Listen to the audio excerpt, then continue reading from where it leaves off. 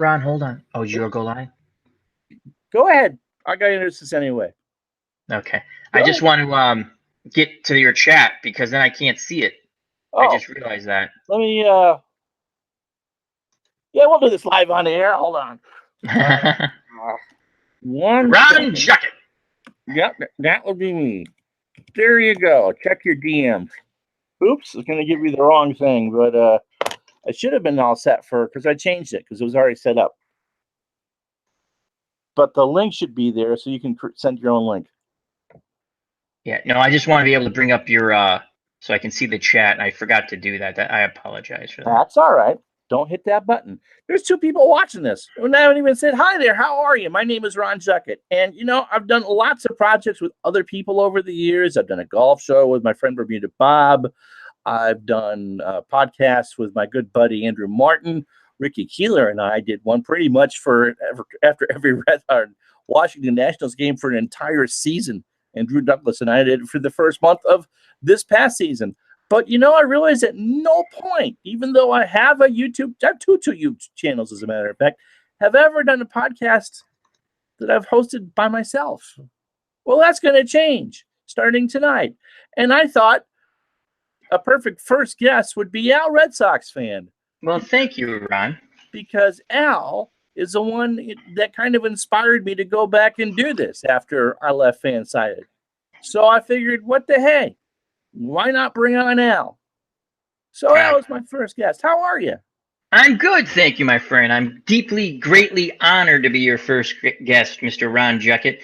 Let me just tell you something about Ron Juckett. Absolutely marvelous YouTuber. And if you haven't subscribed to him yet, please do so. You will not be disappointed. Excellent knowledge of sports. He wrote for the Washington Nationals and also the Capitals on District on Deck. He did a wonderful job. And Ron is, I always like to say I discover things. So one night I'm going by, and it's funny, I was trying to look. This is my second question to you. How the hell did you find me? As we do the Stanley Maudlin part of the show, by the way. Yes. So this is what happened. I'm looking for a PC football game, right? Because I was playing Football Mogul. And it's nice. It's a decent, fun game. And I'm typing in games, and something comes up 2nd and 10. Okay. So I'm looking, I typed that into YouTube because I read about it, and I want to see gameplay. And I came across you, Rod. You did that marvelous 1958 retro replay. Yep. Giants and the Colts. And I want to say that was on just Ron Juckett. This channel didn't exist yet, no. Right. No. And it was an absolutely marvelous replay. And you gave in the beginning, a little history of it. And I want to say you talked about why you were a Giants fan a little bit. I'm trying to remember exact. And then you did the game. And I said, my God, this guy's good. So I go to your, I check out the other things. Now again, what was funny later on, you had said, because I would comment right away on your videos, and you're like, I did those months ago. So you had like, oh, great joke, or someone you doing the baseball, because I watched all your baseball stuff. And then I think I actually messaged you and said, are you going to do anything else? Because this stuff's really great. And Eric also. That's how Higher Ground Gaming. Higher Ground Gaming with Eric. I had seen a message on there, and I had just come across. In fact, I probably met him the same way because like, who's this? Because I just started doing more YouTubing, and it was a lot of fun. But that's how I came across you. That was the 58 retro replay of the Giants and the Colts, and I'm not going to give it away, but it was very good, and I think you'll be happy. I know Ron was happy. Yeah, let's see. So Max Cornelius, Stratomatic Delaware, Phantom Hello, Max. Are all there, and thanks for the nice words about the haircut, and good to have you with us. Yes, so hello to Max Cornelius and Stratomatic Delaware, and Phantomatics in there too. All right. So tell us the Al Redsox Fan story as much as you want to share. Well, when it comes to YouTubing, what happened, I was late to the YouTubing internet community. My friends would joke at work going, when are you going to get online? I'm like, I don't need to get online. I don't need any of that stuff. And then finally they're like, they convinced me to go, get online because we're gaming and stuff, and video games, right? Yeah. And I'd go over their house and do some gaming, and I'd game here with my nephews, but never online. So we do that, and the way I got involved into YouTube was I'm a Game of Thrones fan, and again, just I stumbled across Phil the Issues guy because they did him and Joe Dirtylocks, who I actually met at Comic-Con in Boston a few years back. A very wonderful person. They do along with his wife Katie. They originally did a Game of Thrones, like a recap, like you would do for a baseball game, right after the show, and it was really cool. And I got involved with that show. I became a moderator. I would call in, do goofy voices every once in a while. It was a lot of fun. And one day I decided, hey, I can do this streaming thing a little bit. And it was video games to start, and no one watched my video game stuff. And then I found you. I said, well, I like sports, and I always like to talk about sports, and that's how that got started. And I enjoy it a lot. It's gotten me through a lot of tough times, Ron, with the recent passing of my mom. I took care of her for 6 years, along with my siblings, and the YouTube community really just, when you wanted to just sort of not relax, but just lose yourself a little bit and just take your mind off things. Many a night I would listen to either yourself, the old stuff, Eric from Higher Ground Gaming, Stratomatic Delaware, the Earls, just listen to games when I'm sitting up in this room. This is where I took care of my mom. This is my computer room again. I would just listen to that stuff, and I'm very fortunate to meet a lot of nice people on YouTube. Now, there's a few dinks out there too, Ron, as we all know. Yeah, I know. Who just are dinks, and that just means they're idiots. That doesn't mean anything else. But that's how. If that's what you meant, how did I get started doing all this zaniest? And then we've evolved. Whatever you want to share, it's fine. We've evolved into a little chat with Al. That's kind of fun. It's a free for all. We're gonna get a little more structured with that. I say that, and I write things down, and then no one wants to talk about what I want to talk about, and we talk about whatever. Right. But it's a lot of fun. One of my favorite chat with Al's when we had you on, Ron. That was really so much fun on there. Not zombies and Doctor Who are not necessarily my thing. My wife is more into that. But it's funny, Ron. Devin OG says, I have a couple ideas. Can we talk about them? I'm like, yeah, sure. I have watched probably 2 Doctor Who episodes in my whole life, so I have no clue what he's talking about. And I decided to go with the comedy routine of asking him a bunch of serious but yet stupid questions. And I thought it made it amusing. And then Comics with Bueller was on there, and it's a good group. Strat-O-Matic Delaware says, we love you, Al, you're awesome. I realized after we started that I have 2 monitors here, and I could put the chat on monitor 2 and look at you. Yes, I was ill prepared because I usually use my Kindle as my second monitor, and I set up poorly right now, so I don't want to change that. But let me tell you my Doctor Who story real quick. Yes.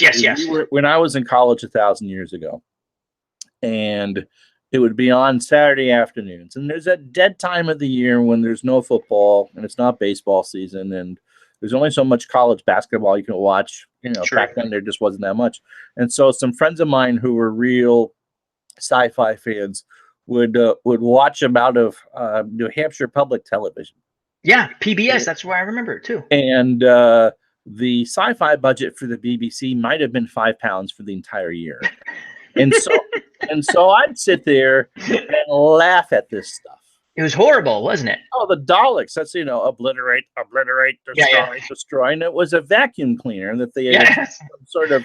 And so I really stopped taking it seriously at that point, and they kind of threw me out of the room because I'm just really not. I'm not a movie person. I'm just not patient. I want to be. If I'm going to be involved in something, I want my hands to get kind of dirty.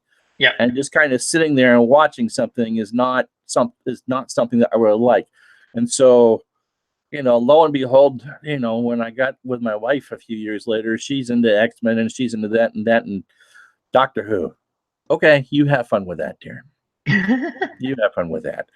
All right. So that's, I always feel weird because when I started doing these games the first time, It was, I really wasn't sure. This was just around the time I was starting with Fansided.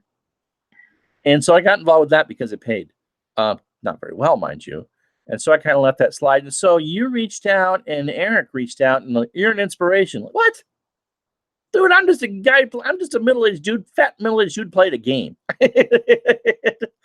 You do a wonderful job of it. Thank you. Thank you. And so that's how that started. And when I was done with Fansided after an interesting summer with lots of things going on, I was going to go, I knew the writing thing and I got in the website and did that. And then you and I had a brief conversation somewhere and do this. Well, lo and behold, I've done a bunch of games and I've gotten 2,400 views in the last 2 months, which is insane. It's absolutely insane. Well, you do it. What we do, it's a tough, not the right word. The genre we're doing, because we're not just doing sports. We're doing the retro gameplay, and it's not sexy. I guess to me it's sexy. I love it. I'm more of the what if guy. Like, what if this team or what if this. That I do some season replays and I've enjoyed it. I've never done one straight up. I'm actually doing one straight up now, but I only think I've shown one game, the 72 Red Sox. And every time they put a certain Danny Cater batting like fifth, I sit there and I cringe. I'm sitting there going, why is Danny Cater batting fifth? Because I'm playing with the straight up lineups. That's not my normal thing. But what we do, you have to. Whatever you're doing on YouTube, in my opinion, and we do retro sports and we talk about sports and I do chats with Al and other things, but you got to love what you're doing. We're not getting paid for this, but you have to convey the joy you're getting from doing it. And I think when you do that, other people feed off that energy. Without question. I mean, now because of that, I'm doing as ID Jester pops in the chat and doing some Dungeons and Dragons with him. I don't do medieval stuff. I mean, I've done some space stuff, but I do now. And, I spent that one show with you that I did with Dog Sidious in Stratamag, Delaware. And it's amazing. Just, like peas in a pod. Yep. Well, what I've tried to, in my mind, develop with the people I like on YouTube is a family atmosphere, a community atmosphere. And the original chat with Al, and I think I'm going to get back to a little more of the original chat with Al's, where I would literally just have people pop in the chat, what's going on with your channel and things like that, and talk about that. I think we might throw that up every couple of weeks. I do like the panel. I love our panel with your Stratomatic Delaware, Dog Sidious, OG, Devin, yourself when you want to come on, Comics with Bueller. And we're going to expand that also, not with a big panel, but different people. We'll have a few, the same people, and then we'll throw in a couple of few. Nice, yeah. Yeah, it is nice. Or like in between, because I think when I just did you and I, it was a Friday, because I said I'd like to just talk with Ron. In my mind, I was like, I'd like to talk to Ron and help promote his channel, but just talk with Ron because he's such a fun guy to talk to. And we had a great time talking about a lot of old sports, but other things too. It was just a lot of fun. Stuff I hadn't thought of in 30, 35 years. You told that story, how you met Daryl Stingley. Yes. And then you also, Don Maynard, which was fun. Who made Joe Namath famous? Who made Joe Namath famous? And thank God I was 8 years old and didn't say some bimbo on Broadway. You're thinking that though. Not at 8 years old. 12. Oh, sure. But yeah, that was one of the most. When you cringe when you're watching something on TV, and I'm not a big Joe Namath fan. I think he's a nice guy. I think he's an overrated quarterback. Good quarterback, but overrated. But when he had Susie Kohlberg, ESPN, Monday Night Football, and I sat there and went, how do they not know he's not drunk? Off his gourd. And they went, remember? And he goes, you could see he's like leaning towards her. I'm like, this is me at almost 2 a.m. when I was younger at a bar, for God's sakes, right? And Then they went back. They went back to him. He's like, "Can I kiss you?" I'm like, "Oh my Lord, Joe." He handled that so well. She did. And I felt bad for Joe and her. I actually, because he apologized after, but she was cute.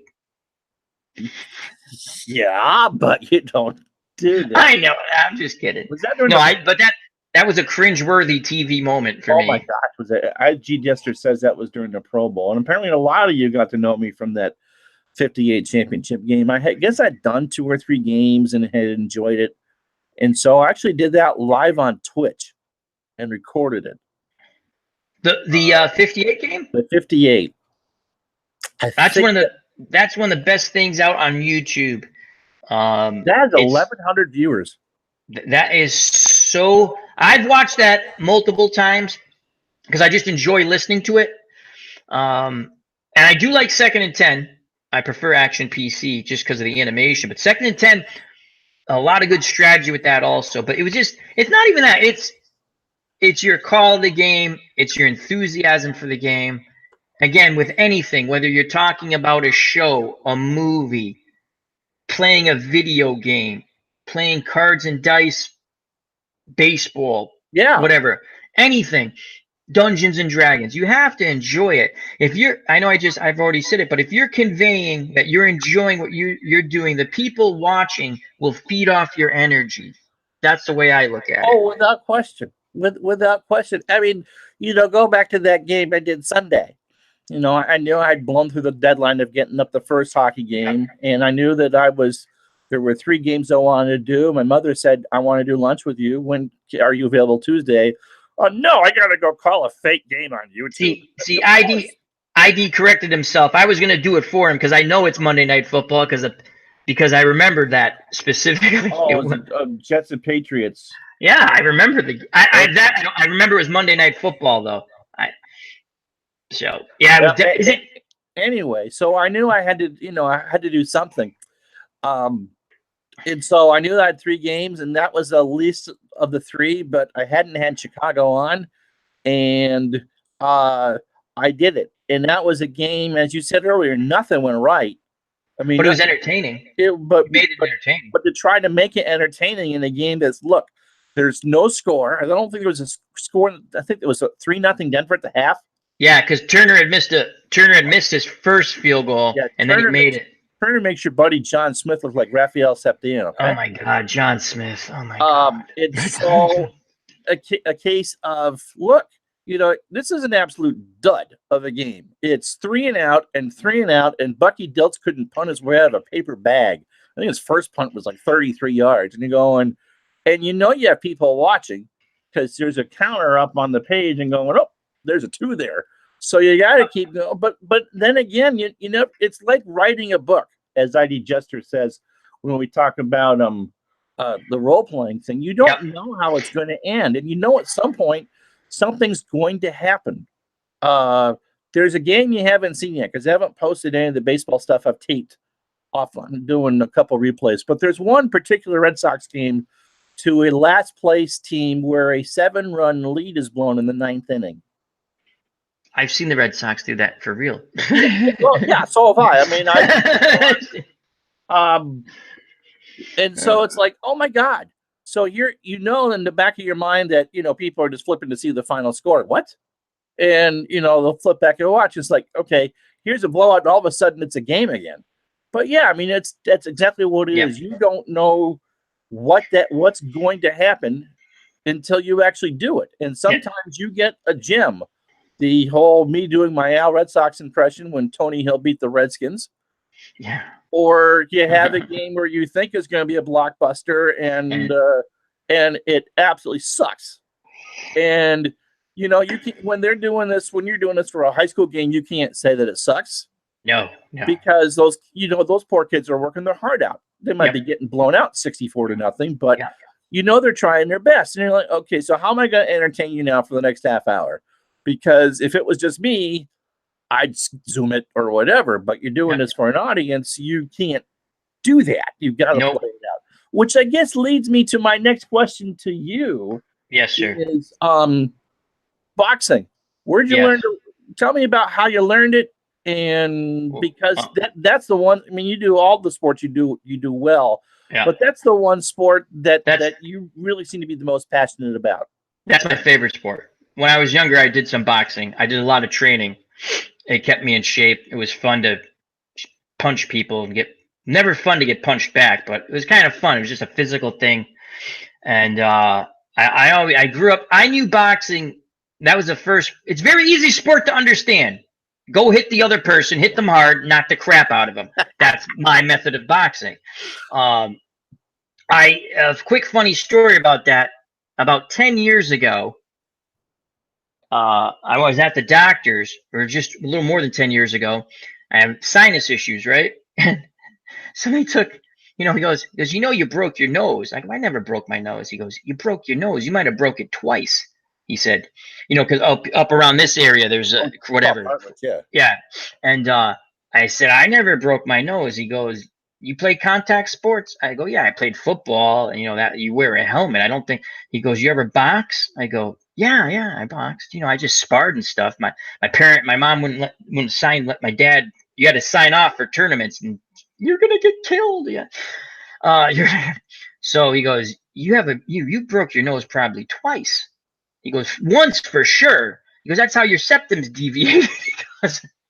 But I do like boxing. We used to watch it with my dad, my uncles, my brother. It was on all the time. Every Saturday and Sunday during the slow times, after football, before baseball really got started. Then again in the summer, they would pop a lot of boxing back on, and you got to saw a lot of very good fights, a lot of good fighters, and that's how they built up their records. But yeah, I really do enjoy doing the boxing. And you're talking about when I had one up and I was looking forward to it. And again, not turning out the way I thought. Billy Kahn, these are old school boxers, people might not know. Billy Kahn and Max Schmeling, they both fought Joe Louis. And I have them in my heavyweight tournament. I'm very excited about this. I watched fight films again, read a little bit, even though I know a lot about them, just to get the gist of it. And the fight, 1-2, the fight's over. I'm like, okay. Well, that didn't go the way I thought. But it was fun. Yeah, boxing, to me, when you have two boxers equal talent or about equal, whether they're club fighters or the elites. Now, obviously, the elites mean, more atmosphere. But I used to love when we first got cable TV and I could watch boxing on Tuesdays and Thursdays. Oh, the US top rank fights. Yeah, with Top Rank was ESPN, USA.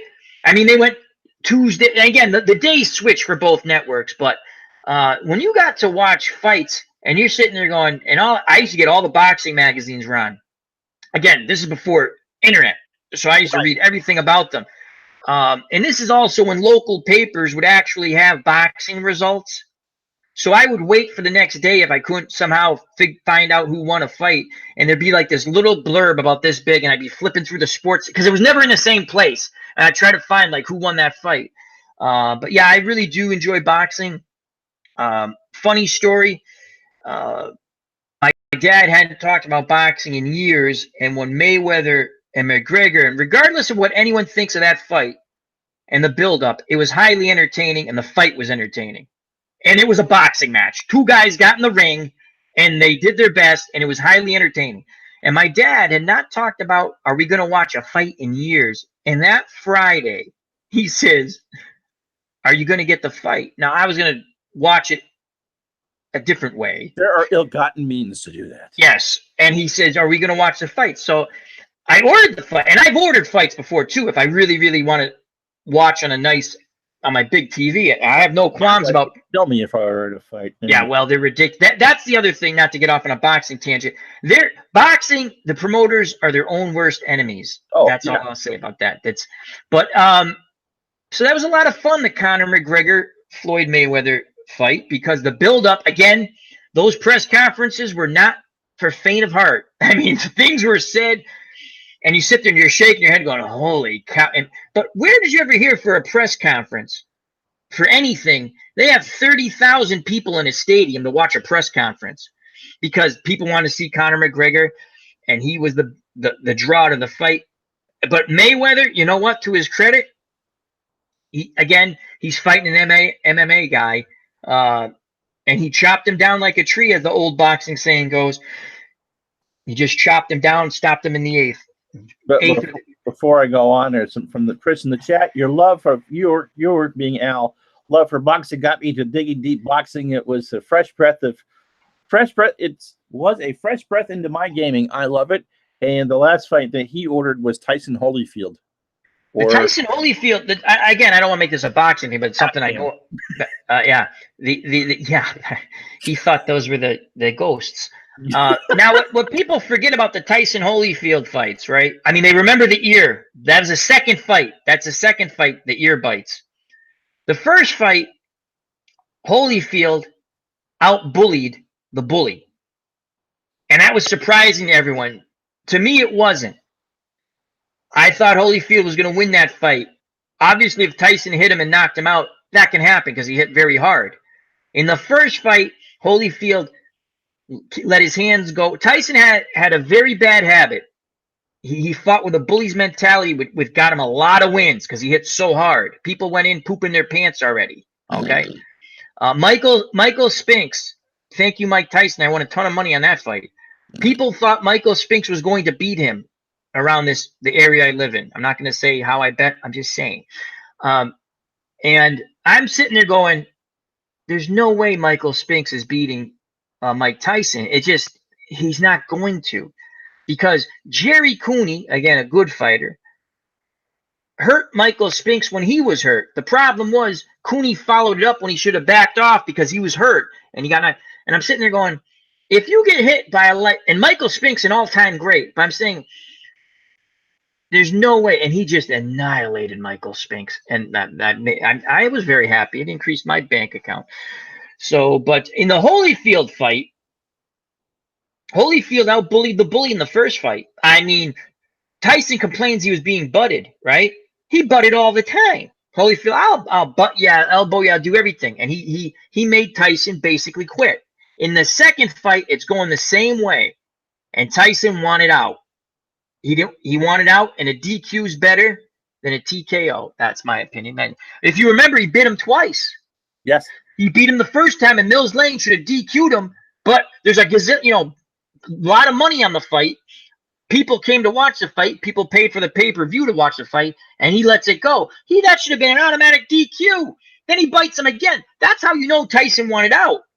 He didn't want anything to do with Holyfield because Holyfield was kicking the snot out of him the second time. Yeah, Chris enjoyed watching Cooney. I like Jerry Cooney, and he's done a lot of nice, good things outside of boxing with retired fighters.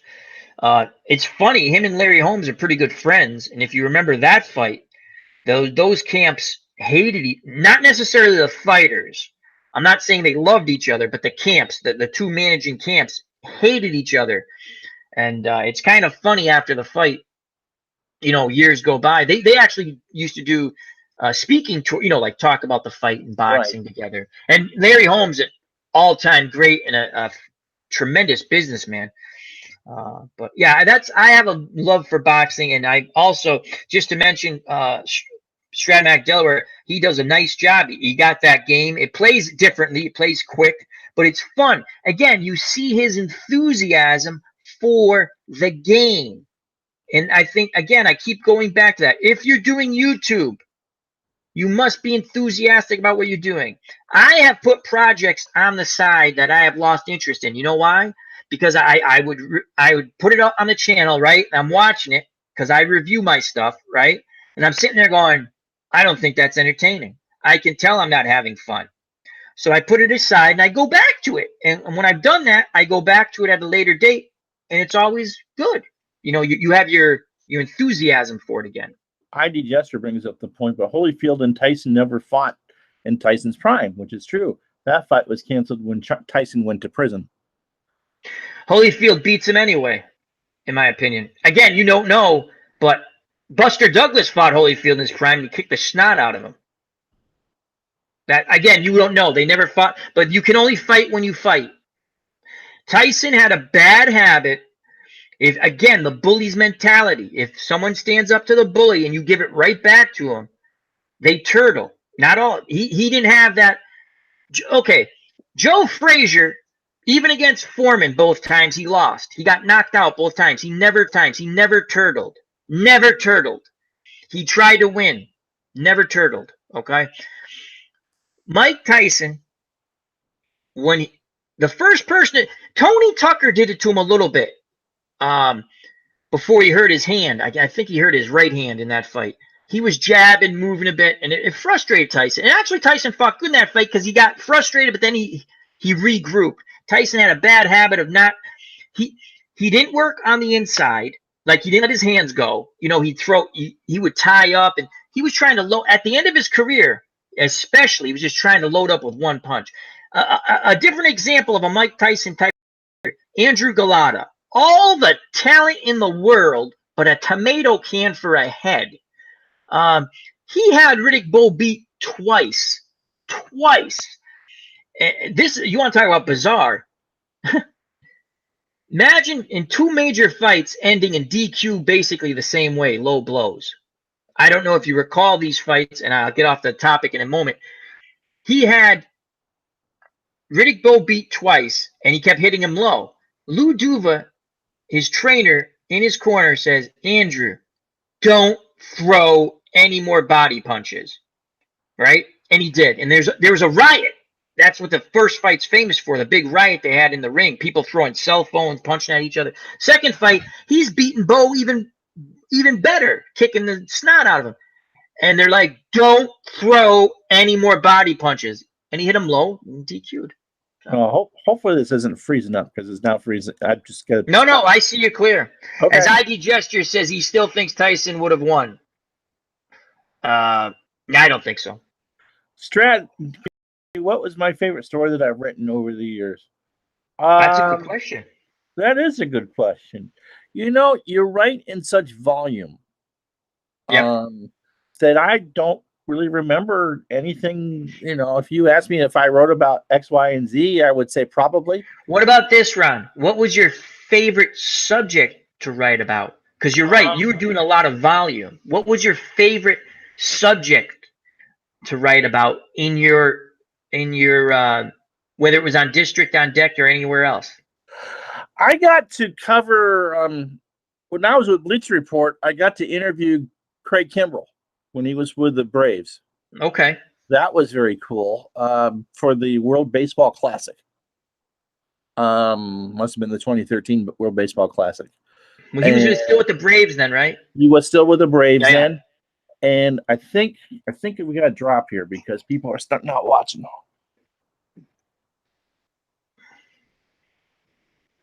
Where'd my mouse go?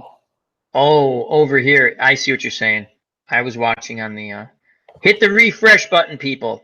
Yeah, I see myself. Yeah. Okay. Just hit the refresh button. It's working fine. Okay. All right, so it's back now. That was enjoyable, and that was my first big interview because there was some expectations there. I think getting paid for my first, I got paid to cover a Masters.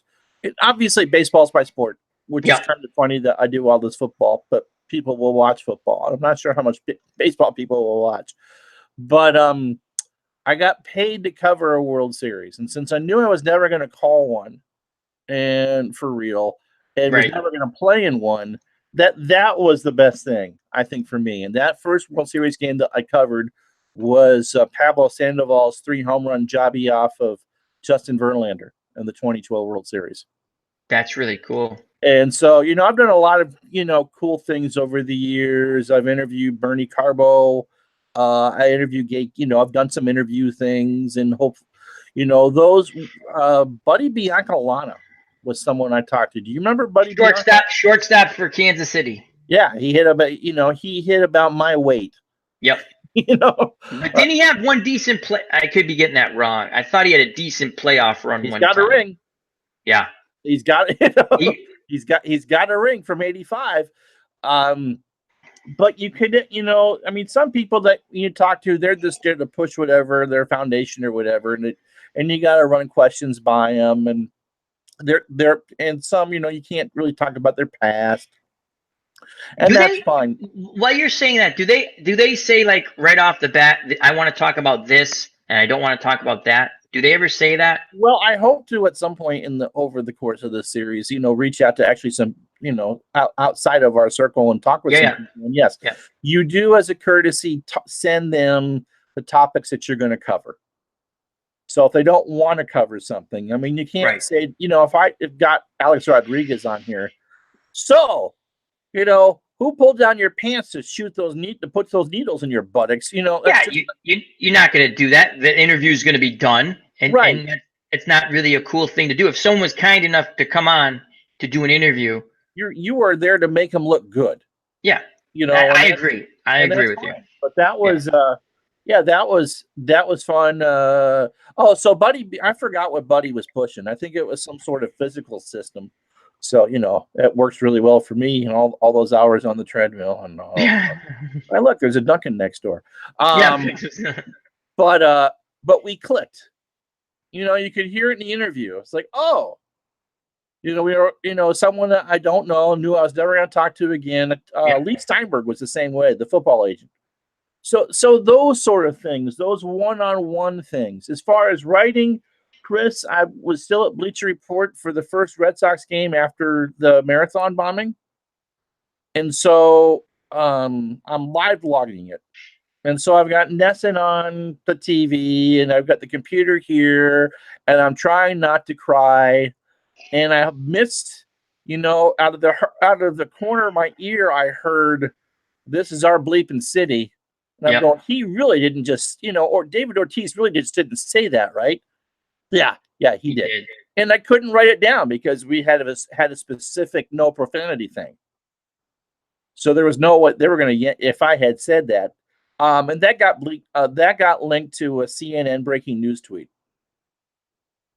My live blog. I had 60,000 readers for that. That's really cool. So yeah, tragic situation, but that's you had to be doing a good job.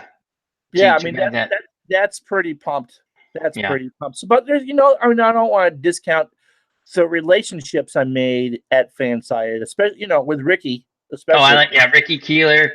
I thought this is what I never understood. I brought it up before. You guys would come on live after a Washington Nationals game. Mm-hmm. You guys would have some of the best interviews recorded up on your site, but also you'd put them on YouTube. Right. I could never understand how you guys didn't get more views on YouTube. Mind-boggling to me. Well, because I know that wasn't your main thing. I can't really get into the why, Al. There's specific reasons when we're not public. I'd be happy to share with you. But okay, because I'm going to tell you right now. This is my opinion. Not your. This is me. So I don't want anything. You guys would have interviews with people from ESPN, minor league manager. Like for Washington National minor league systems, top-notch players out of the minor league systems. Interviews were posted, but then after the game, you did basically 20 to 30 minutes of recap where I'm not even a Nationals fan. I used to come on. Now, I came originally because I like you guys, obviously. Right. But then, and I still kept coming because I liked you guys, but then I'd sit there and I'd watch a little bit of the Nationals games or at least get the post thing, read some of it so I could come on and enjoy the chat and be part of it. That was one of the best things. Again, another wonderful thing on YouTube, and this is just my opinion, was marvelous, and I didn't understand. I used to tweet it out, put it out. I'm like sitting there going, how do they not get at least, and this is still a low number in my opinion, at least 100 people watching this, and that's a low number still for me, because you guys, if anyone paid attention to your channel, just if they these are guys just talking about the game, okay? But then if you went, because you guys always said District on Deck, we write for the Nationals. And if they went there, or if they just went to the other YouTube, and interviews are up with coaches, players, broadcasting personalities. You guys did a great job, and kudos to you for doing a great job, Ron. Give Ricky a lot of credit for running around and getting the minor league people, because he was the one. That was fabulous. I used to enjoy watching that. Listening, I'm sorry. We needed to build a community. I mean, we'll try to put this in ways that neither one of us are with the company anymore. Yeah, right. We needed a way to interact with the community, and so we got heavy on Twitter during the games. Yeah, you guys tweeted all through the games. That's right. And the post-game shows were a way for the instantaneous reaction between us and the fans. Because look, the Nets are a team that you learn to love them. I mean, I've got the jerseys in the closet. Yeah. The camera's not pointed that way, but I have my own Washington Nationals jersey with my name on it. I actually fell in love with that team.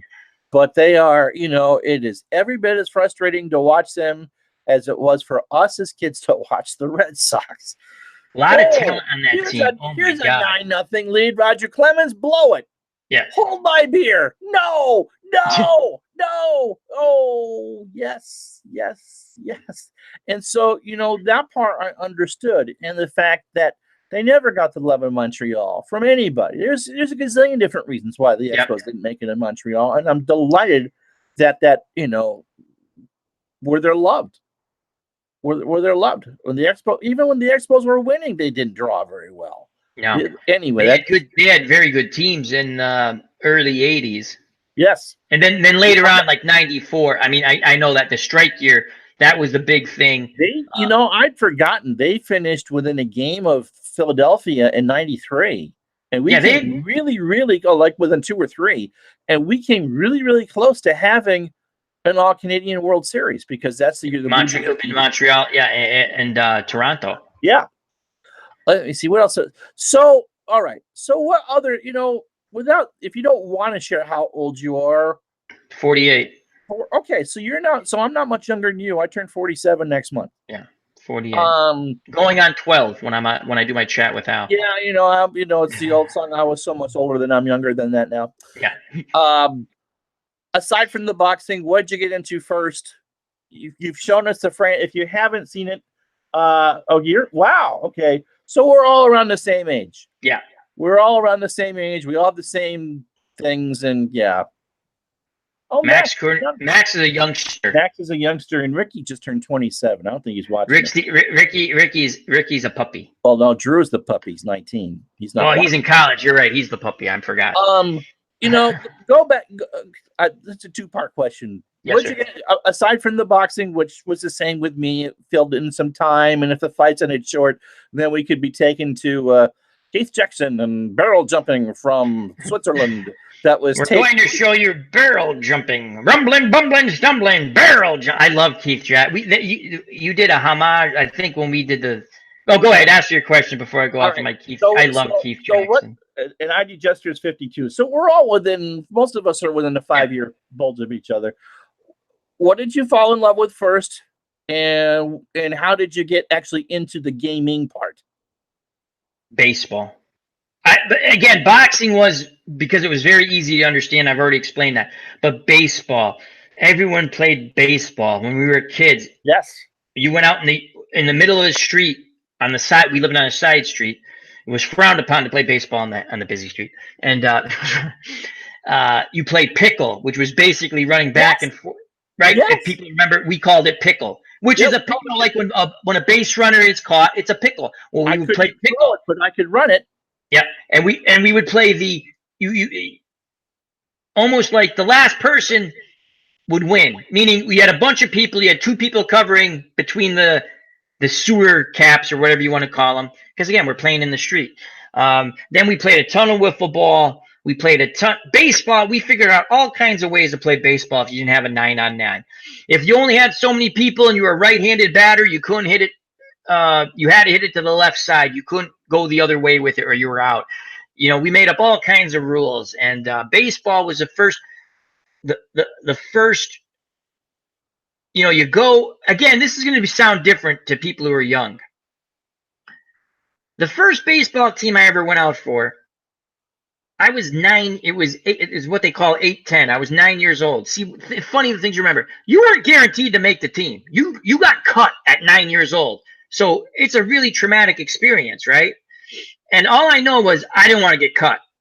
And I was at that age, I understood the game much better than most kids because my brother who ended up playing college ball and stuff, tremendous athlete. would always work with me, right? And my dad was a good athlete and stuff, my uncles. So we were always baseball and we're playing in the back, like playing catch and stuff like that, mostly with my brother. But so I remember sitting there going, and the coach, again, different now, Ron, in the chat, different now. Oh, absolutely. There's only X. They told you there's only X. You have to understand, 8 to 10 years old, you're going out for a team. They're like, we only have 15 uniforms. Only 15 kids are going, or whatever, 9, whatever, 17, you know what I mean? Like that. Yeah. Only X amount of kids are going to make this team. And there's a lot of kids going out for the team. And that was like, man, did I go home with a big smile on my face when I made that team. Because my brother was like, did you make the team? And I was like, yes, I That's did. awesome. Yes.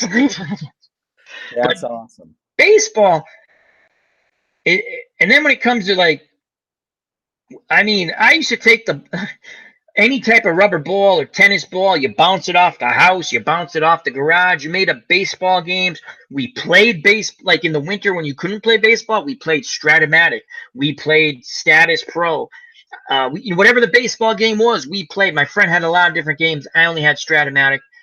We played another one I don't remember. I remember Status Pro, Stratomatic, and there was another one. Appa? I couldn't. It probably was Appa because that's been around a long time, and we had lots of fun with that. And then when video games come out, like Atari, right, and you're able to play baseball, man, that's all we did. We played baseball. That's what we thought about. We eat, drink, slept baseball. We were so into baseball, we would sit on my friend's stoop, the porch, the front porch, and the Red Sox, they never beat the Yankees. And we're sitting there going, well, what if the Yankees and Orioles, I think they were ahead of them at the time, if their planes crash, no one has to die, but they couldn't play. Would the Red Sox, being in third place now, qualify for the playoffs? We would think up all these crazy scenarios. And we always preferenced everything with no one has to die. But with the Red Sox, it was, and the Patriots were, again, the Patriots were a unique kind of love because they were good at times. And they were not juggernauts like they are now. So when people... oh, you're a Patriots fan, blah, blah, blah, blah. I'm like, really? I can tell you about many of Thanksgiving, the few times they played, them getting losing to Dallas on Thanksgiving. No, they got the snot kicked out of them. That's right. Yeah, that's what you were going to say, and that's exactly what happened. Losing that game, you always knew they were going to lose in Miami. And you sit there. We would go by the football magazines. Oh, yeah, the Street Smith, and yeah. Yeah, we buy a bunch of them. And you know how they do on the sports cable stations or whatever? You start picking wins and stuff. We did that way back when. I'm sure everyone did that. We're going to win this game, lose that one, win. You go through it, right? And we're sitting there going, what's the game we should win that we're going to lose that's going to cost us? Miami. Well, we always knew that in Miami we were going to lose, but we needed not to lose that game we should have. And that's what the Patriots did. From 76 to 80, they basically would always lose. From 76 to 80, they made the playoffs twice, 1976, 1978. You're doing the retro replay of 78. That was a whole replay too. Yep. That was a whole fiasco in 78 where they fire the coach, the players revolt, they bring Chuck Fairbanks back, but the team was all done by then. When he came back to actually coach the playoff game against Houston, and Houston just trounced the snot out of them. In Foxborough. So, but yeah, baseball. And if you're talking about retro, the very first, as I pulled it out on my station, Fran Tarkenton football. Yeah, because I don't remember that. I mean, I read about him in the magazine, and they figured that it would have been very difficult for me to roll cards and dice. They're choking hazards by the dice are, not the cards. Yeah. That probably was not a good idea to do for me. Which I wish wasn't the case because anyway, so I never did that. We got the Atari, we got the baseball and the football, and absolutely. And then for me, the first one was Micro League Baseball. What was that on? Was that? Well, Apple II, which is my first computer. There was a thing, I don't know if anyone remembers this. It was football, but it was the closest thing at the time that like Atari, it was like a 3-on-3 or a 4-on-4. I'm trying to remember that before Tecmo Bowl and all that stuff. Right. But there was a thing, I think it was called Vectrex, and it looked like a little arcade game, sort of. And you literally would take these plastic screens, if you wanted to play football, and you put it on there. And Vaguely remember those. it was X and O's, but they moved. You know, it literally was action PC football. Like you ran a play and the X's and O's moved, and I was like, "Oh my god, this is the greatest thing!" It's still. I remember, and we're talking about the same age that you were, late 70s, early 80s. Had all the Mattel games. Yep. I remember begging one year for football too because you could pass. That was the green one. That was the green one. And Strat-O-Matic Delaware tells a wonderful story. He's told the story where you, like everyone, we do tournaments. And that was just, he said like that. And that was the first one you couldn't pass. It was basically like tag, stay away from the guy, run around him. Right. But it was still fun. But when you could pass, when the batteries were dying because they couldn't get to you. Yeah. The amount of 75, 80-yard runs when those 9-volts were running low. And remember, the pass was that blinking dot. Beep, beep, beep, beep. And that was wonderful. That was wonderful. Then Tecmo Bowl came out, and I was like, the first one was okay, but when they put the real teams, because I think the very first one I didn't get, we rented it or something. And when they had the real teams, and you're like, oh my God, these are real players' names. And then Madden comes out. Right. And Madden just was a micro league baseball, and Chris says that was a great game. He had it for his C64. Now, was that a Strat-O-Matic type of game? I would say it was kind of a precursor to Action PC. Nice. You didn't get, it wasn't Earl Weaver, so you got one generic park. It kind of looked like Dodger Stadium. Yeah. And on the main disc was 20 all-time great teams. The 75 Red Sox, 69 Mets, 27 Yankees, blah, blah, blah, blah, blah. And then they came out with, on the big 5.25-inch floppies, once a year, they would have a season disc. That is cool. We played the snot out of the 84 or 85 because that was the right age. And then you could create your own teams. And so we go through the sporting news and dump in the stats and argue about who should be here and or our copy of the baseball guide. Books, children.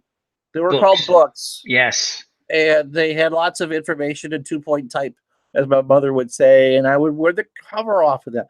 My first book, my first actual honest-to-God sports stat book, came out after the 78 World Series, and it was the World Series. It was a play-by-play of every batter who had ever played in the first 75 World Series, back from the first one in Boston to the 78 series. And I was in awe of it. You could just read this all the time. And for Larson's perfect game, it had pitch by pitch. That's cool.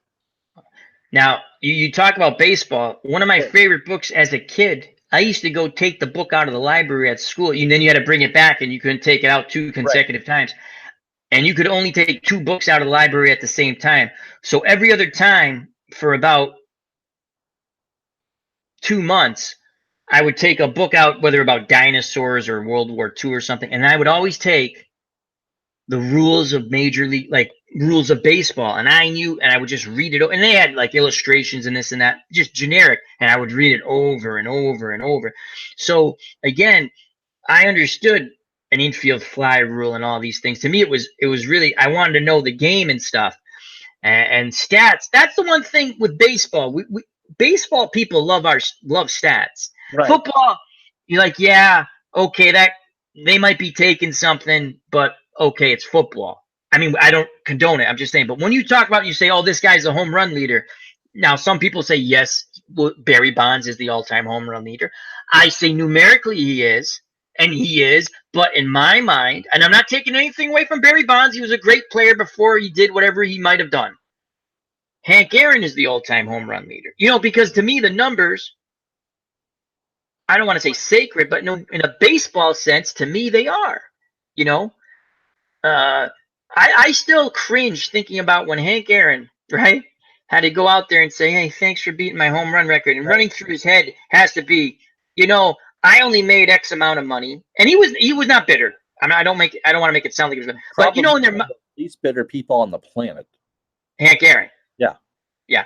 He seems like a nice Yeah, guy. you know, I've never heard a bad story about Hank Aaron. So, but I felt bad for him. I'm not saying, I'm just my mentality where he has to go out and say, okay, you beat my record. Not about someone beating his record, but maybe in his mind he's sitting there going, I didn't have all this stuff. I had a, we didn't have this type of training. And, I don't know.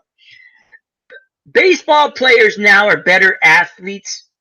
They're not better baseball players, in my opinion. When you can't bunt in a situation, and okay, I get it. Your cleanup hitter is not going to bunt anymore. Very rarely did they do in the old days, but they could if they had to.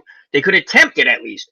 But my point is, when you have your 7th place hitter and the guy can't bunt, and you're sitting there going, that's what intrigues me and frustrates me about watching the game now, right? Because I'm thinking this calls for a bunt or this calls for a hit and run, and they can't execute any of these things. They can, they're great athletes. They play defense well.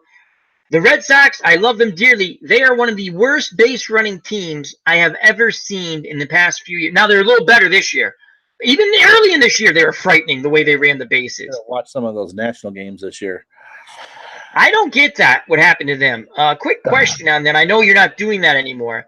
I don't know either. Because I thought one of the issues, because we would bring it up in your chats after the game, I like Dusty Baker, but I thought some of his managing, certain things, and you can do that with any manager. So I thought when they changed managers, and again, I'm not saying that's the guy I would have took. Me personally, I would have brought in Joe Girardi if they could have. I think he's a good baseball guy. Now, whether he would get along with the players, that's a big thing. I don't know, because Girardi usually rubs manage. Do you remember when Joe Girardi managed the Marlins? He won Manager of the Year, and they fired him. Yes. I actually asking, we'll go another half hour. So if you got any questions in the chat, I see that the OG is here now. And hello, OG. Him, ask away. I asked Ricky off the air, after Girardi got pretty much canned after taking a Yankee team that really shouldn't have gotten past the wild card game to the 7th game of the American League Championship Series last year to a clearly superior Houston team. I have to mention something ID said in the chat, because he's saying all the drunk pitchers that Hank Aaron hit home runs off of. ID, I will highly doubt there were drunk pitchers. They might have been drunk after the game. I highly doubt a lot of them were drunk during the game. And you have to remember, in that day and age, I know ID is older than me. He obviously loves the more modern players, and that's fine. I like him too.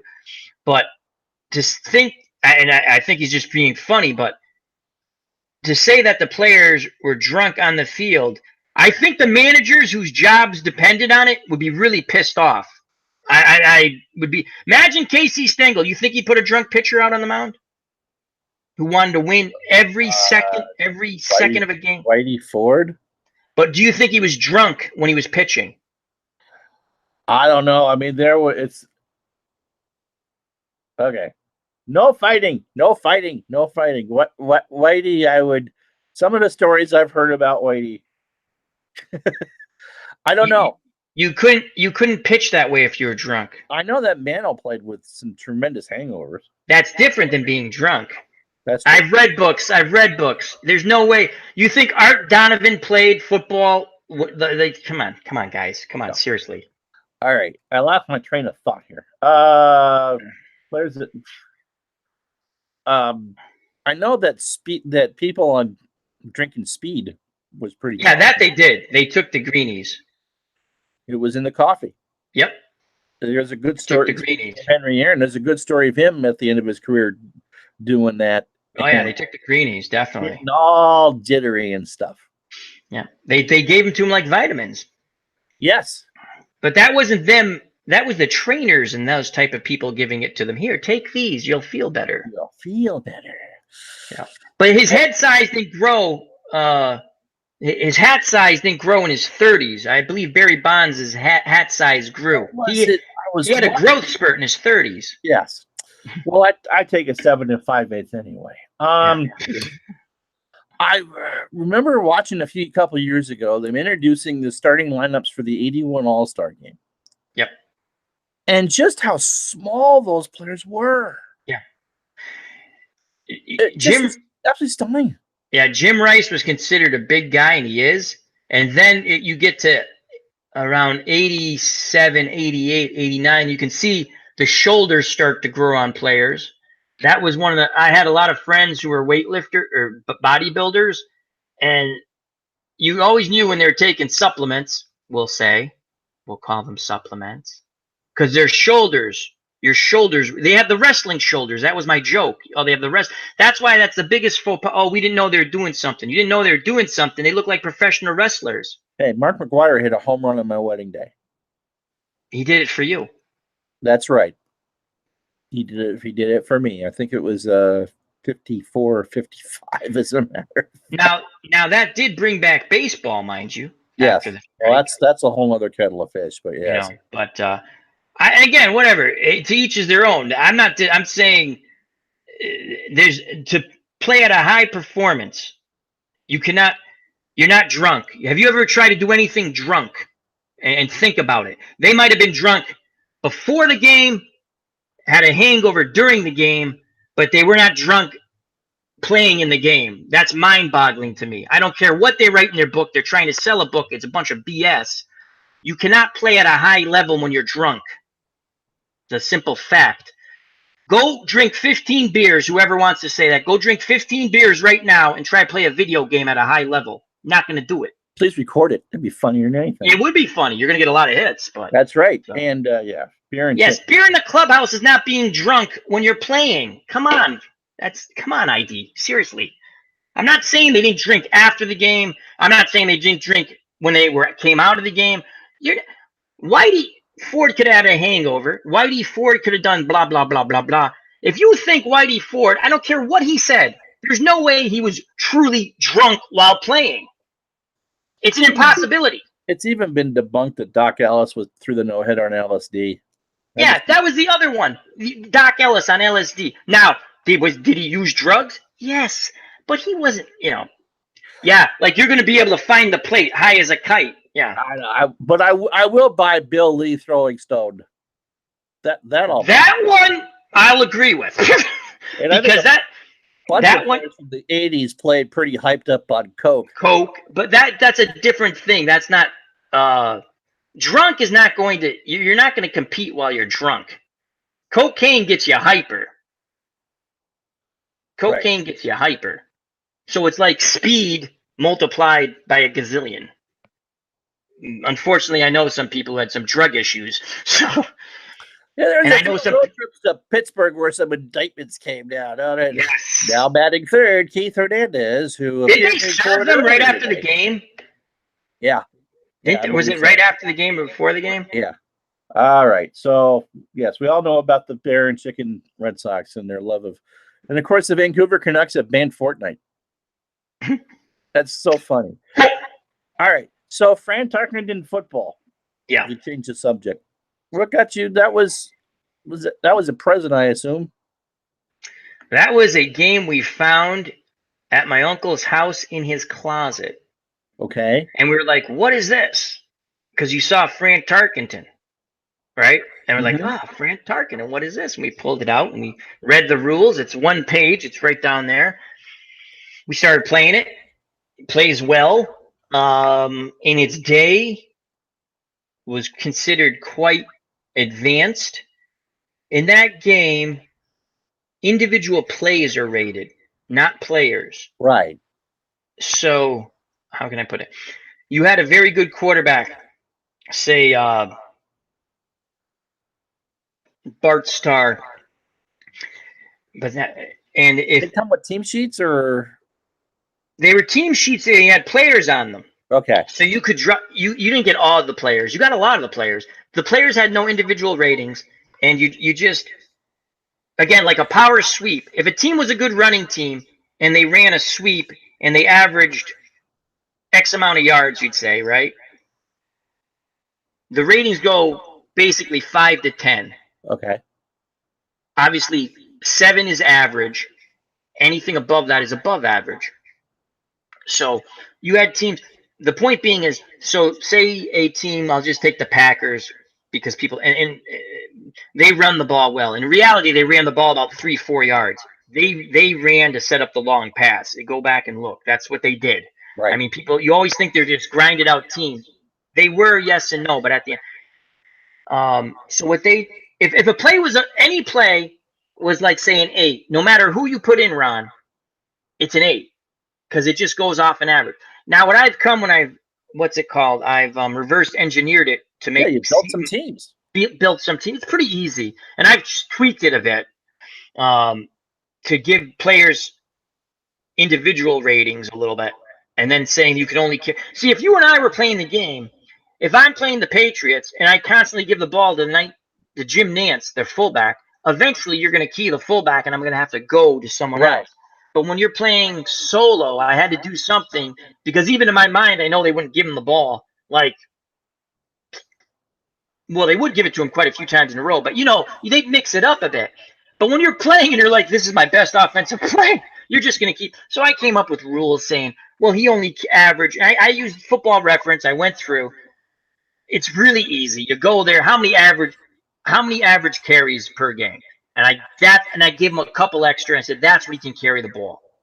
So it kind of evens it up. But it's a fun game. It's scary. I did the 74 Super Bowl with the Pittsburgh Steelers and the Vikings.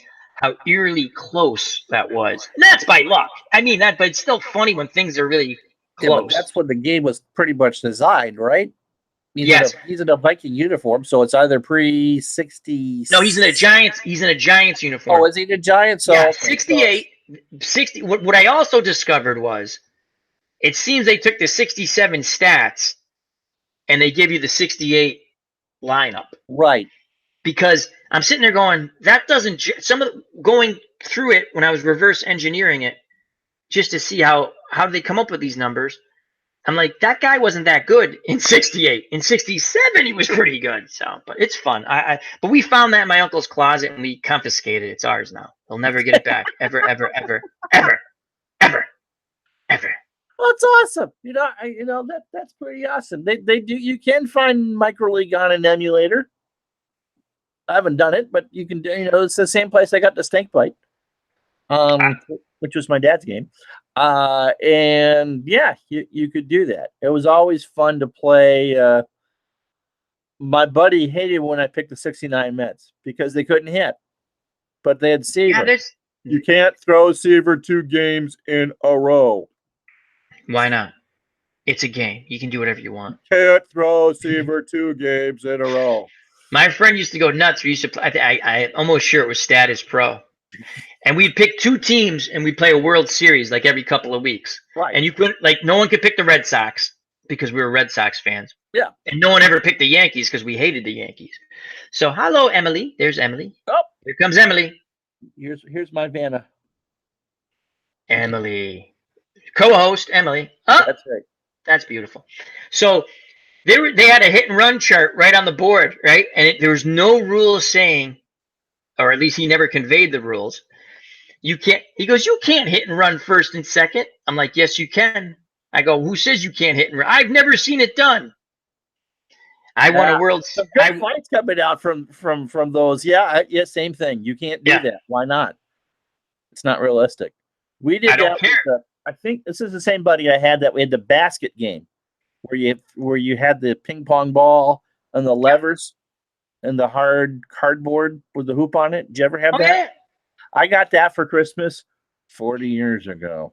Let's not tell anybody, okay? But that was. We'll keep it amongst ourselves. And yeah, I'm boring you already, huh? And I was the Celtics and he was the Lakers. And close shots were 1 point. They were foul shots. Midpoint from midcourt, they were 2. And from the back were 3-pointers. And I got cuts on my chin from trying to shoot that because we played that a ton. But the same similar things. Yeah. Phantomatic had the basket game. Is that what you're saying? Then there were the Super Jack games, which were kind of fun. The kicker, the original kicker Super Jack. I had those as a little kid. When you smacked them on the head, and you'd go. I would wear out my chin. You can't see it now, but yeah, between that and hitting that, there was a pitching game, there was a shooting game, the kicking one. The kicking one was the best one.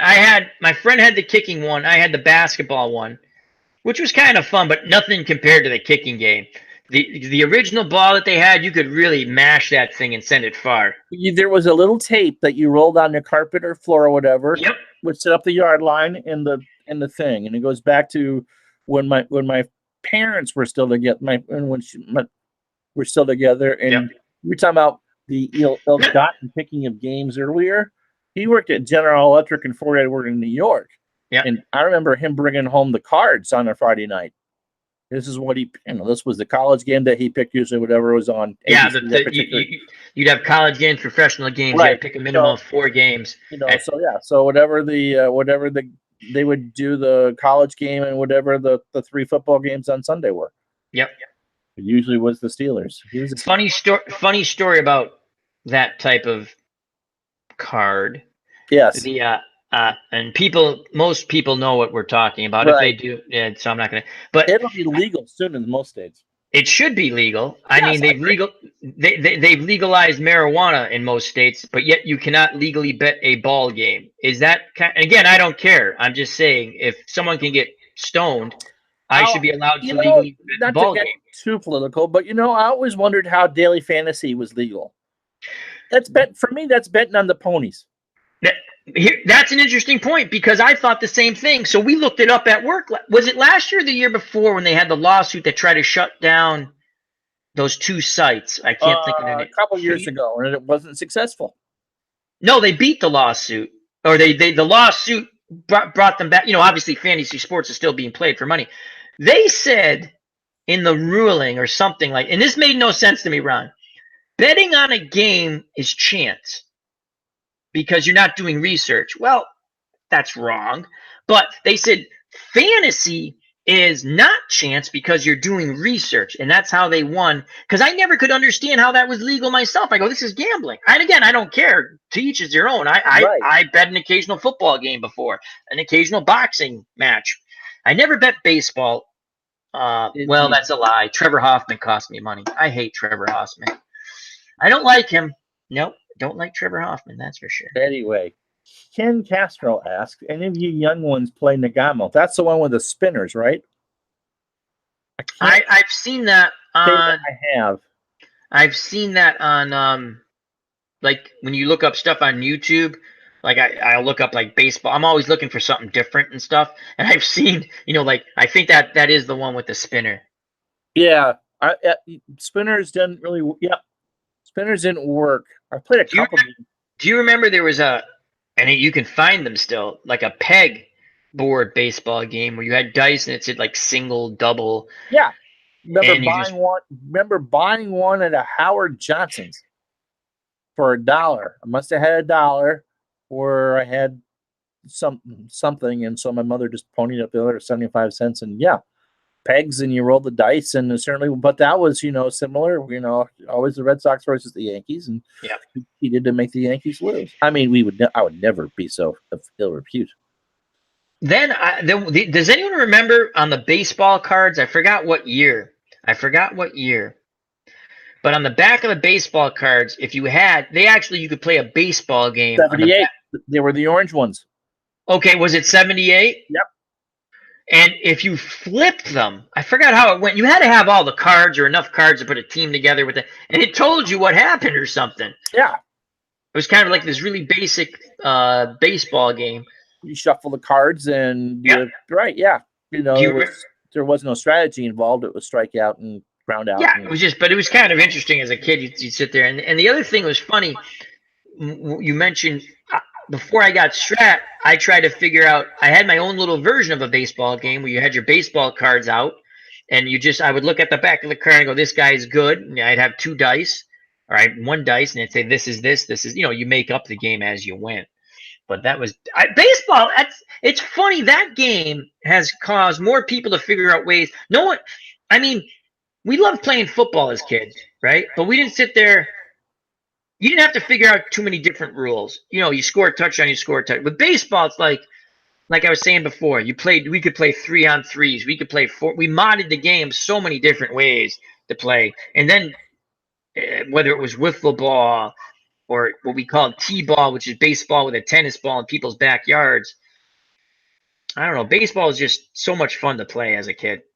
Ken talks about the scratch offs, which I think were a little bit before our time, but that's right. But there was the one specific set, 78, that depending on how long the player had played in the league, I mean, Carl Yastrzemski had the 3-point type because he'd played 8,000 years at that point, Yep. so he couldn't work for that. But if there was a cartoon and a little description and that, there was the game. Chris has never played that game before. It's talking about the Nagamo. Isn't that the one that Hal Richmond started with? And Ken says, yeah, I believe so. Nagamo and Big League Manager were produced by a company in Minnesota. And I've seen people make their own spinners, whatever the team sheets or whatever, to try to make them random. But the thing with the spinners is that you just couldn't ever really make that random. I mean, that's when you go to dice chances. I think that the dice are perfect for any type of Strat-O-Matic game, especially baseball. Baseball is just perfect for a Strat-O-Matic game. Football is the second, second. All 4 Strat games. In college, I was in a baseball league with Tony Whitehill, who's not here, and it's his birthday, by the way. Happy birthday, Tony Whitehill. But we were in a baseball league together. We had a hockey league together, and I bought basketball. Oh, I hated I have the basketball game downstairs still. And football, which we played a lot of the 1980, not like we're doing now, but I'm very familiar with Brian Sipe and Red Bright 88. Yep. Most Cleveland Browns fans are. Yes. Strat-O-Matic Delaware says the spinners would break or stick. Yeah, you just couldn't get a lot of use of them. So I played all the Strat games, and that's what as far as cards and dice, that's what I was weaned on. And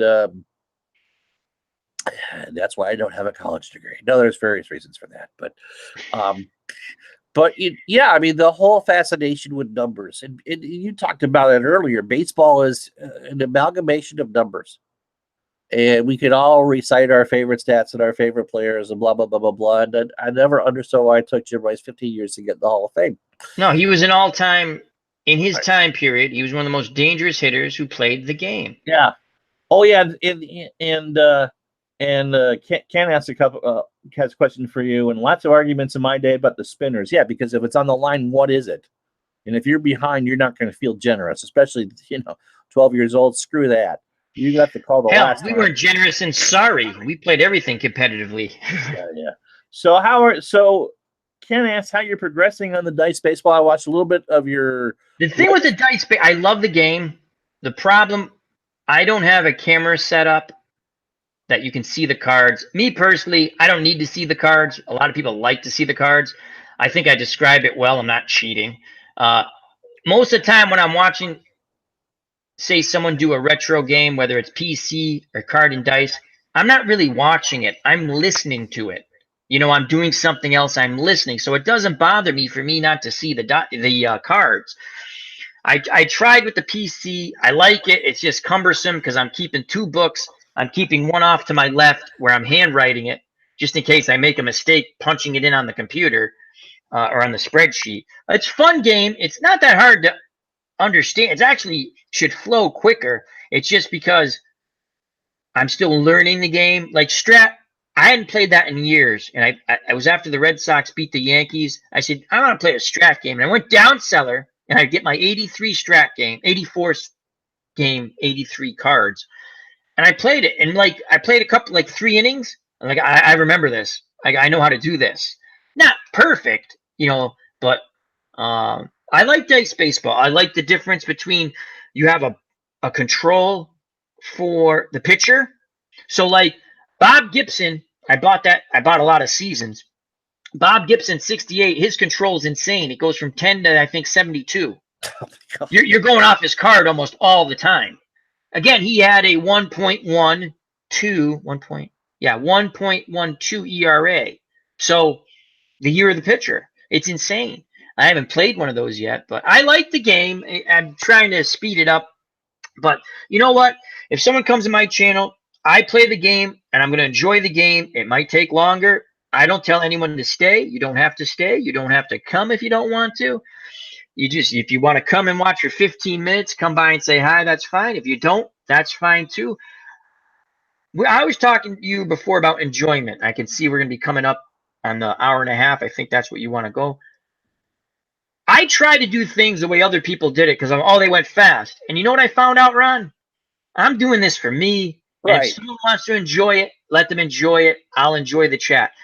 I did a game one time in the whole game actually was 35 minutes, but then I did the post game and I talked to the chat. So the game was 48 minutes. And I went there and I didn't have fun doing that. I didn't enjoy the game. I'm trying to speed through it just to make 3 people happy. You don't go fast enough. Well, guess what? Those people don't watch me anymore. Good for them, right? Go do something else. I'm happy about that. You do what you like. My point is, I'm going to do something that I enjoy. And if people want to watch, that's fine. I've brought more people in who would never watch a baseball game the way I do it just because I have built a community, helped build a community. When I go to Game of Thrones sites, comic book sites, and I find out, oh, this is fun. And those same people will come and watch me do my things.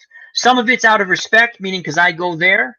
But to me, where a lot of people are getting frustrated with not getting their views or their growth is you're picking from the same pond all the time. There's only so many fish in that pond, folks. Right. And, one of the things is that this community of gamers tends to skew older. Yeah. But I think there are a lot more people like you and me and Chris, and I know that Dog and ID does some sports gaming, that are in our 40s pushing 50 that play these games. And I mean, just judging from numbers, I would never have thought that a channel that features playing games that are as visually appealing as watching paint dry at times. I mean, yes, there are chalkboards to action PC, but it's not Madden style graphics at all. There's obviously an audience for it. Pace, I think you go with. I'll tell you when I gave up on Madden. It's a beautiful played game visually. When stats were skewed, there was a player named Tim Dwight. Tim Dwight was the fastest man in the NFL. Tim Dwight looked like me. Tim Dwight's speed rating was 67 in that game. And I laughed. He was the fastest man in the NFL at the time. And the other thing that lost me, I didn't buy it for that. I used to buy them for the old games, the old teams, and I'd make them perfect. The helmets, everything. I'd spend hours, names, everything. And I always played the 73 Buffalo Bills. That's 73 is OJ year, 2,000 yards. 2003, I think. And when he had the issue, OJ, they took that The issue. Yes, the issue. When so did the Gotti family had a couple issues too. They did. No, but what I'm saying is, Reno had enough issues to go on, Sally Jesse Raphael for an hour or two. They took that team right off. They took that team right out. What did it have to do with the team? And I used to love playing that team. You never could. You know what's funny? If you tweak you could actually adjust the stats properly. Because you could go in and say that guy's not really that. And I used to spend time doing that, but I enjoyed that. You make the helmets the way they were supposed to be in the day. With the 2 bars, the 1 bar. I had fun with that, and they took that out of the game. I haven't bought it since. All right, thanks to ID Jester. Take care, ID. Ken asked, what was my first newspaper journalism job? Good question. That is a good question. My dad was a writer. And so I was exposed to it growing up as a kid and never paid a damn bit of attention to it. He covered ski racing. Is what he did. He actually did that until the exact moment he died. That's exactly what he did. He finished his last article. He poured himself a cup of coffee. He leaned back in his chair and he died at 66. He had been there. We moved with it. That's how I moved up to the part of the state where I am now, back in '86. So he did that. He worked for them for 36 years. Loved it. Absolutely loved it. So, growing up, radio is what I wanted to do. I mean, it comes through in the stuff that I do. doing the games and stuff. And I realized that wasn't ever going to happen. And so, no, I did the writing thing later. We started a blog called Smart Guy Sports. Me and some friends of mine from a front office football board, which evolved away from. At some point, I should just go through and do the life story thing. And that kind of, that's actually, he's doing that with the guy who designed that game is doing it with Marcus Heinzen. Out of the ballpark, I think. I'm not looking. That's gonna be curious to see what that's gonna be like. I think they're gonna butcher it, to be honest with you. Yeah, I do too. Because go ahead and I'll say one more thing, and I just want to write this down. Jim, who's the designer of front office, is very specific on what he wants. And anyway, and so we got tired of watching ESPN crap all the time because by the middle of the 2000s, ESPN was only really interested in promoting ESPN. Yeah, they weren't doing sports anymore. And so we said, I think we can do a better job than this. And that's how it started. And so I liked it. We ended up doing a national college football podcast in 2005. Did that for a year. I've got all those on a CD tucked somewhere with Brian Sikowski, who's now a college ref, Charlie Swagger, who is a. How long did that go? We did the football one for a full year. We did a full year of that, and until Brian knew what he wanted to do, and I just kind of let him do that. And I got sidetracked into other things. People try to get me going in sales, and I just don't really like it. So really about 13 years, I actually, what got me into it, I think for good this time was I actually just had a Twitter account and just put it out there. I'm interested in writing for a blog.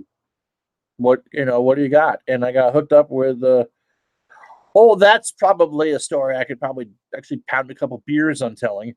What one thing led to another, and I ended up at Bleacher Report. And so, I'm a terrible judge of my own writing. People tell me I'm a good writer, and I don't believe it. Well, I'll tell you this: you have a good knowledge of sports. Thank you. You enjoy what you're doing. I do enjoy what I do, and I think that's the important thing. Is that if coming back to this, and it's like if you don't enjoy what you're doing, then you're just not going to be very good at it. Now, The difference between writing for yourself and writing for other readers is huge. Yeah. And, there's videos on my other channel about, okay, you got to be good at A, B, and C, and you got to be knowledgeable and forget having any social life if you're going to do the sports writing thing, because you're not going to have a social life. Yeah. And I can tell you that I was working about 30 hours a week in season for 50 cents an hour. Yeah, that's mind-numbing to me to only. That's just mind. I remember you had said something about that before. Yeah. Off air when we were. I'm not going to get into that with you because I know that was with us talking. Right. And that was mind-numbing to me because to me that's it's mind-numbing. It's not right. Yeah, and every time that my mother would come over for lunch, like we're going to do tomorrow, I'm doing this, and these are our numbers, and this is we've done great guns, and how much are you making? Hey, well, here X. We at our peak we had more readers than was reading what my dad was doing, and he made a lot more money. Yeah. Anyway, I mean that's a conversation for another day. 80% of Ken's social life is watching it out. It should be 90%, Ken. The thing is, though, that if you really have to love what you do in that, because it's my wife works second shift. It was great. I mean, she's not missing anything. We spent mornings together, and so she'd go off to work, and I get ready to do whatever. And they made the playoffs. Game 5 last year. But there isn't. Anyway, that's there's a lot of good things to it. All right. Any other questions before we wrap it up? I got one for you. While what would be your ideal game? Like I'm working on a football game right now that I'm creating. There's so many baseball games out there. I started fooling around with one, but I was like, there's a lot of baseball games out there. And I've been working on a football game. My ideal game would be one, and that's what intrigued me with All-Star lineup. Not a lot of charts, because that I don't mind the charts, but I want the game to flow. I've played All-Star lineup. I like it. There's some I've had some thoughts about it that I've conveyed to the person who created it, Craig, where I thought a few things I'd like. My opinion, he should tweak, and I can see where some people, but what intrigued me was just using the dice for the majority of it. It's tough to try to develop a game. So, I designed a baseball game. Did that you? was supposed to have no charts? Yeah. I would, if you don't mind, at some point, I would like to. I gotta look at it. Figure. I'll see if I can find it. Actually, got to the point. Maybe we could take a look at it and do something yeah. with that, there, Ron. All right. So we're losing people because it's late. Yes, so it is. Thanks to Chris and thanks to Al for being the first guest. I don't know how often we're going to do these, but Monday night. Thank you for having me on, Ron. Well, I appreciate everything that you and you guys in the chat have done. I mean, thanks a bunch. And I love ID gesture. I like giving it back to him. So I think our next show, is going to be next Monday night. We'll be talking World Series with somebody. Beautiful. I hope the Red Sox are in that World Series. Yeah, guess what? They're not going to be. But no, they're not. No. Quick last thoughts on Red Sox. Would you pitch Price again in a starting role? I don't think if this series goes 6 or 7, they're not going to have a choice. Because is it more because Sale is not right? It's never good when your ace pitcher ends up staying overnight in the hospital. Yeah, he had a stomach thing. They said, yeah. Yeah. The other quick thing, and then the umping in game 1. Now Houston won that game fair and square. I'm not blaming it on the umpiring, but that strike zone for Sales, to me, and I'm biased. I'm a Red Sox fan. I watched Verlander throw basically in the same spot, but he threw a fastball, and they'd say strike. Now, Sales was throwing junk because he was throwing junk. He's throwing that, whatever that is, slider. I don't know what that pitch is, but it was slowing on the outside. Now, I would miss by a mile, but I wasn't happy with that umpiring. And Benintendi, that ball was 6 inches. Even the national announcers who hate the Red Sox, even said that was 6 inches outside. Baseball's got some issues. Yes, it does. And I'm sure at some point this winter will be, whether it's on my show or your show, they'll get touched on because it really has some issues. But between the Patriot game last night and the Red Sox game, unbelievable. Both events drew a combined 81 share in Boston, and the Red Sox drew a 20 rating. That's Chad Finneday in the Globe goes, what the hell were you? What the 19% of you who are watching TV? What the hell were you watching? That would be interesting to find out. You know what? We might have to do that on Chat with Al. We might have to try to figure out what the 19% were watching on Sunday night. Walking Dead or whatever on PBS. Yeah, I don't even watch The Walking Dead anymore. All right, Al, how can people find you? Well, they can find me at Al Red Sox Fan YouTube channel. And we have things going on there. There's lots of things going on. We have a boxing tournament. We have a football tournament, 1980 tournament. Our next game for that is the Buffalo Bills and the Washington Redskins. We're doing some card and dice. We brought that to the channel. I'm actually kind of obsessed with that now because it brings back the joys of childhood. Absolutely. And we have golf and hockey and other things we're going to be bringing, mix it up a bit. And we do chats with Al. So if you want to stop by and say hello during a chat with Al, feel free to do that. We have our panel usually. Stratomatic Delaware, Dog Sidious, Original Grognard, and Comics with Bueller has joined us, and so has Ron Juckett. And there'll be other people, and we'll continue that. I'd like to say thank you, Ron, and continue with much success, my friend. Oh, it's been a blast. And I was delighted that you were my first guest, because really, it all, as I said, as we go back to the Sammy Maudlin portion of the program, without your support, I wrote 2 or 3 times a week, and that's it. I mean, this has been so much fun. And to see that people react to it, I'm just genuinely touched. So Sports wise, tomorrow no game because my mother's coming.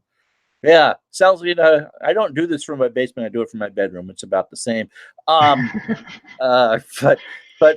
you know, it's my mother's in her 60s, and so it's great to spend some time with her. So Absolutely. Yeah. So Wednesday is Cleveland and Pittsburgh from Cleveland. The Browns are undefeated, and I made a boo-boo. I hit the play all games instead of play weekly games. So I stopped it before too much of week 8 was played. And the other game will be Thursday, will be Washington and Philadelphia. I believe that game's at RFK. So 2 good football games this week. And ID Jester is gone, but we'll be doing at least one more sessions of Dungeons and Dragons on Thursday night. Yep, that's a great time. Yep, and then we'll figure it out from there. And I think I got to talk with my prospective guest on Monday, but we're talking World Series and hopefully more of a one-on-one conversation like I had with Al. So thanks so much for joining us. Have a good night. We'll talk to you Wednesday afternoon live at noon. Good night, folks. Where's my mouse?